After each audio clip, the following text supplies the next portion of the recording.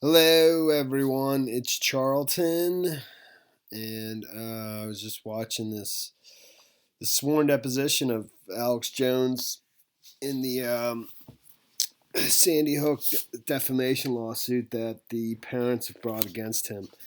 So it's like 3 hours long, and I just happened to come across a part where he Vegas comes up.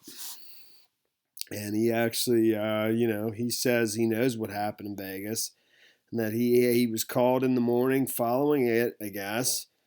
From I think CIA sources, it's basically gun running, and that there's a civil war inside the Saudi royal family. I think that's what he's suggesting here. So, but he goes on for like 2 minutes, and that he's claims, and he literally motions to his attorneys, saying, you know, says that he signed a non-disclosure agreement, can't reveal any more. This non-disclosure agreement actually exists, etc., etc. So it's interesting. I just was sort of just paying attention just on a Friday night here late, and it definitely perked up. So here it is. I figure it's worth sharing with you. All right, hold on.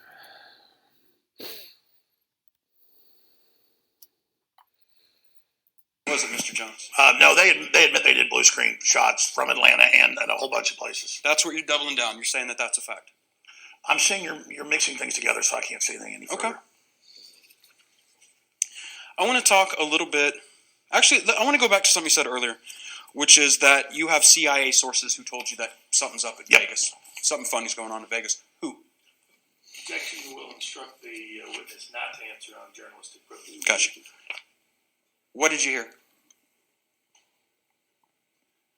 What did this person tell you? The same instruction not to answer if it in any way will disclose their identity. Yeah, I'm not asking for their identity. Go ahead. What'd they tell you? I got contacted in the morning.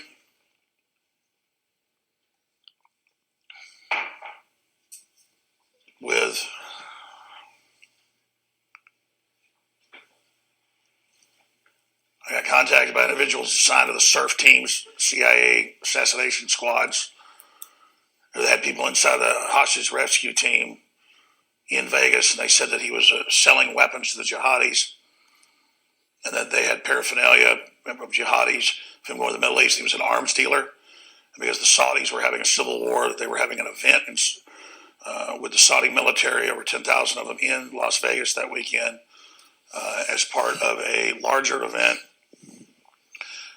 And that as basically inside the Saudi Arabian civil war, that they used the arms deal to get weapons inside the United States, and that they then killed the patsy and then carried out the operation, and that the whole thing was basically a Saudi civil war. And a lot of that later came out. Came out where?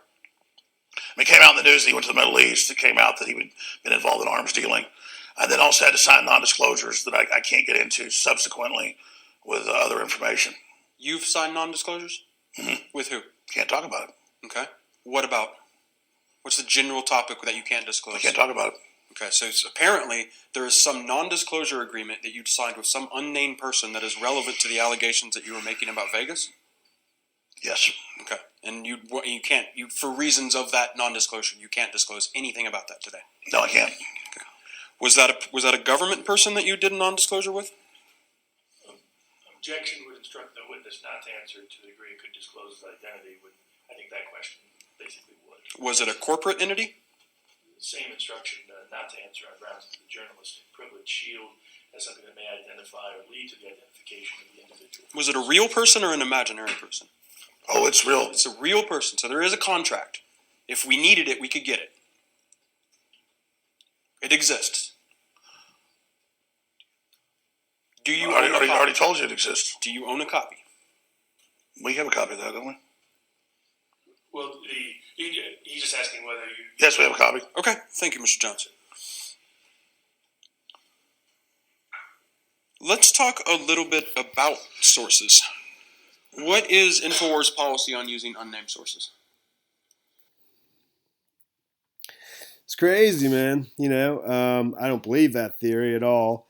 But I mean, there's just so much about it that I don't understand.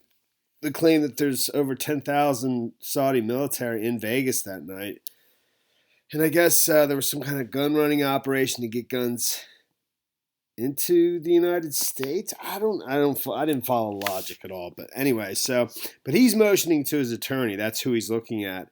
He has two attorneys that are one who's serving as his deposition attorney, another one is just in co-counsel, whatever. But that's who he's talking to when he's looking, over to the other side of the screen. Anyways, I figured I'd share it with you, and that's it. That's it, dude. That is the story there. My views have changed in Vegas many different times, and they have again. And I'm not going to go over that right now, but I think I've seen several flaws in lots of my different thinking, and but I just haven't had time to get back to it and clean it all up. And I'll have to do that in another video. This I just wanted to show it to you because it was really interesting. All right, thanks for watching my videos. Please subscribe to my channel. Give me a like down below, and I'll see you in the next video. Later, man.